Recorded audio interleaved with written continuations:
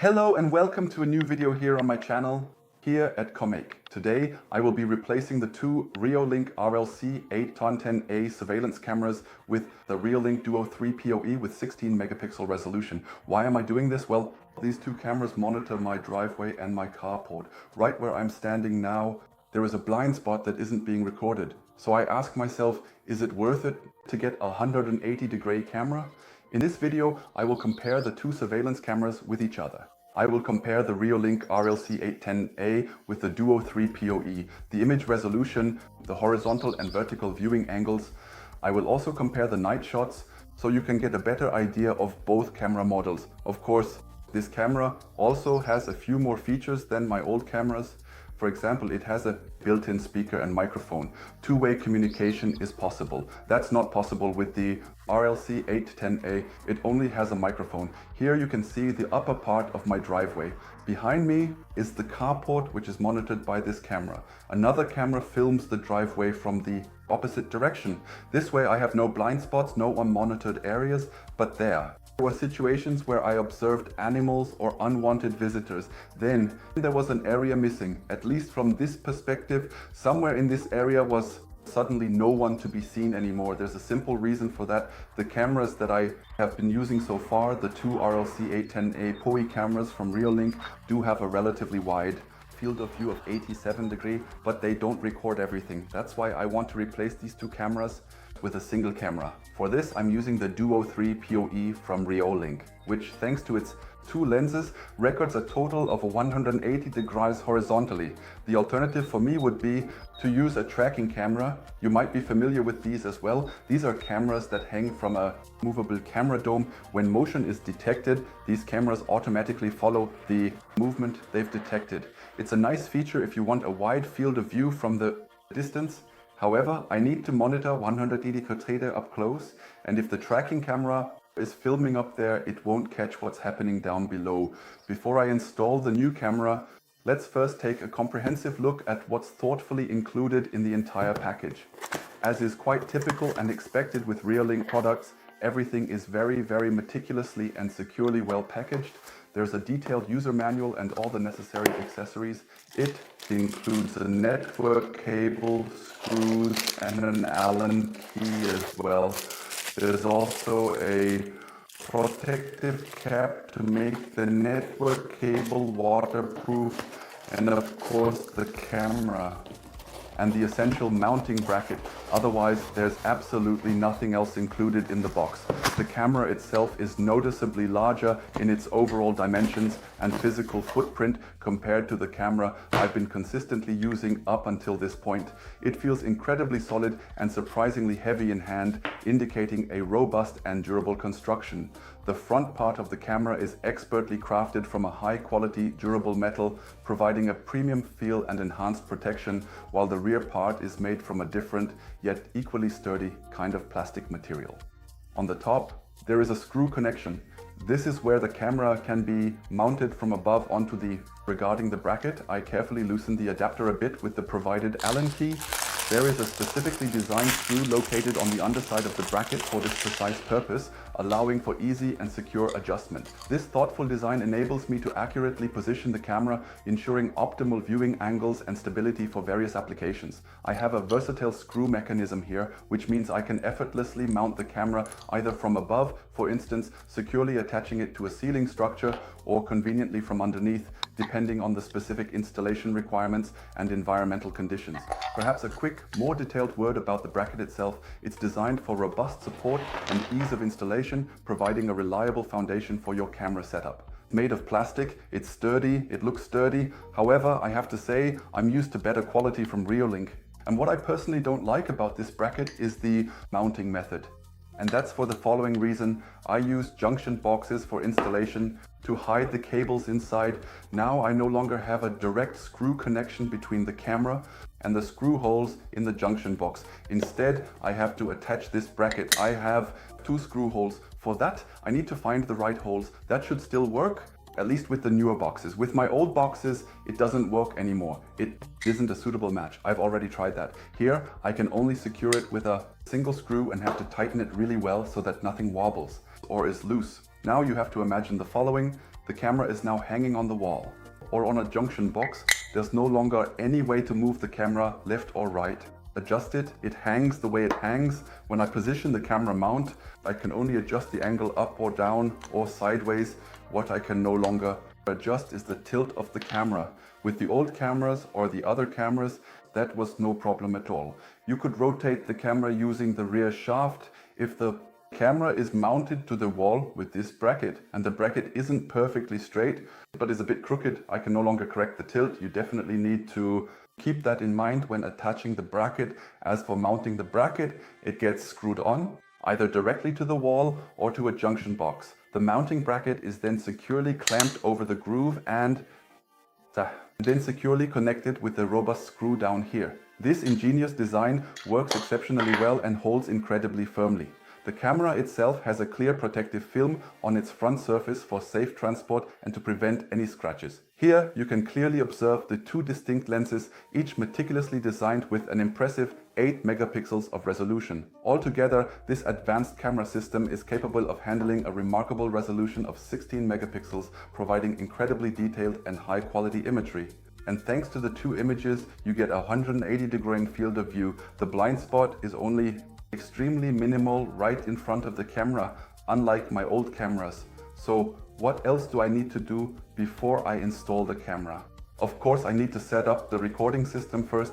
As you know, I use a Reolink RLN36, a network video recorder. When I connect my camera over the network, in my case via a PoE network, the data is stored on the NVR and recorded there, written there. Very important, you cannot register and set up the camera via the app or the client on the NVR. You always have to do that directly on the NVR first. If you're not using an NVR, but instead are recording the data on a regular SD card, you can of course set up the camera via the app or on the client. There are absolutely no issues with that. Now, to use the SD card, it naturally needs to be installed first. For this, there is an opening on the underside of the camera, which can be unscrewed quite easily with a screwdriver. And now, some of you might be wondering, if I'm using an NVR, why do I need this SD card as well? The answer is simple. I use both systems in parallel. I can set up both systems to determine when motion recordings should take place. With what level of precision and sensitivity. I really have two separate systems, and that also means I have a backup. This means that if the SD card fails because it's too old or has had too many write cycles or the temperatures were wrong, I can still check the NVR in an emergency.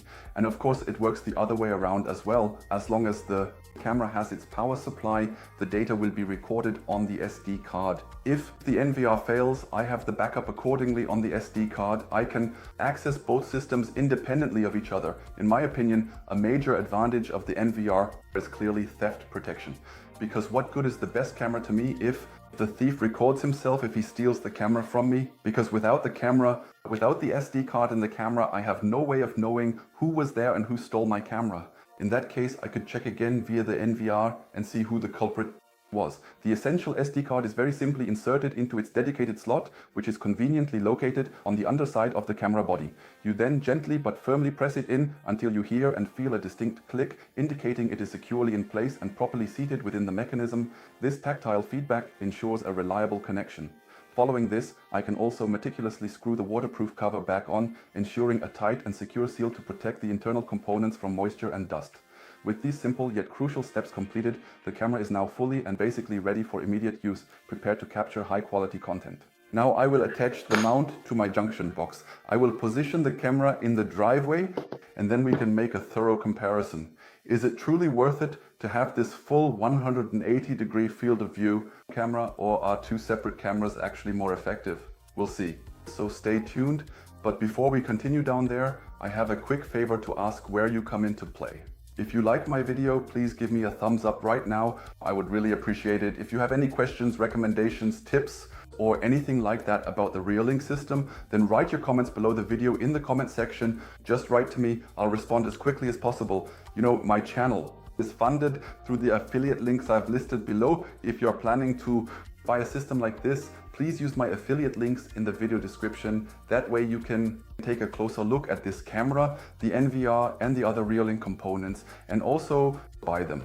Same price for you and a small commission for me and my channel. Enough with the advertising, let's move on. I'm going to install the camera now and then we'll take a look on the screen to see where the actual differences are.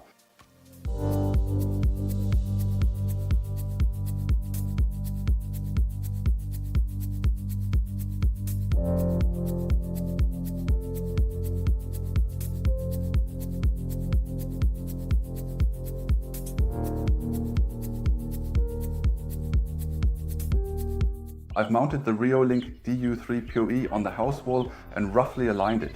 Afterwards, I registered the camera directly with the NVR. I have assigned a name, set a password, and after that I was able to use the camera both on my smartphone and, as you can see here, on the Windows client. Now I'll show you the options that the camera offers in its settings, but only in a brief overview. Anything more would go beyond the scope of this video. If you want to know in more detail what options are available and how and where to set them, take a look at the top right corner. There you'll find a video linked in which I go much deeper into this topic. I'll start first with the display setting. In the display menu, under the advanced settings, there's another function called stitching. With stitching, you can carefully align the two camera lenses precisely with each other. By default, this alignment is already set up quite well and is generally satisfactory. I can personally see absolutely no discernible difference between the right and the left camera lens. The resulting images fit together perfectly and seamlessly. Perfectly. However, it may be that you need to adjust the camera lenses relative to each other. You can do this horizontally and vertically in this menu.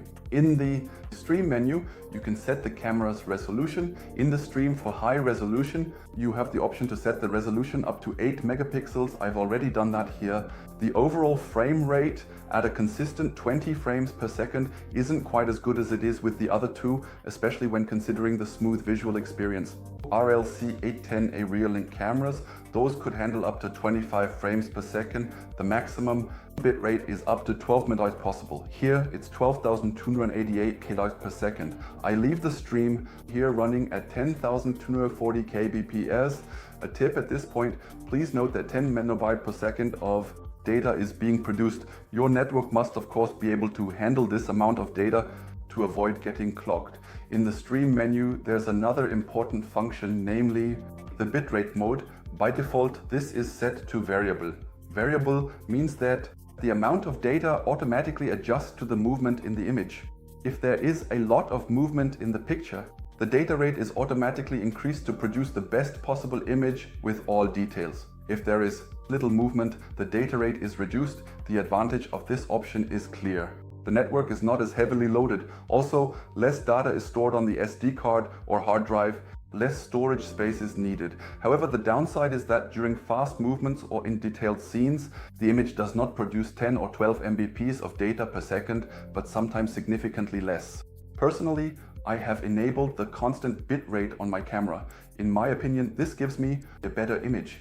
The pictures are consistently detailed and sharp, whether there is movement or not. As I already mentioned, these are just the basic settings. If you want to know more, leave me a comment and check out my other videos.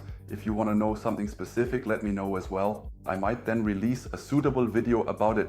What I'm going to show you now are the images from the night recordings. As you can see, the cameras have a black and white view, and the Reolink Duo 3 also has a color night vision mode. You can see the animals in the video quite well, and in the screenshots they are razor sharp. I'm quite satisfied with the night recordings as well. The images from the Duo 3 aren't quite as sharp as I would like, but a little better than with the Reolink RLC 810A. When the LED spotlight turns on, the image is noticeably better. However, I always have the problem with the light that insects are attracted and spiders settle in front of the camera. The spider webs then reflect the infrared radiation. I'm already working on a video in which I'll show you possible solutions. Stay tuned and subscribe to my channel so you don't miss anything. If you want to exchange ideas with me and tell me which camera you think is better, then write it in the comments below. That way we can discuss it with each other.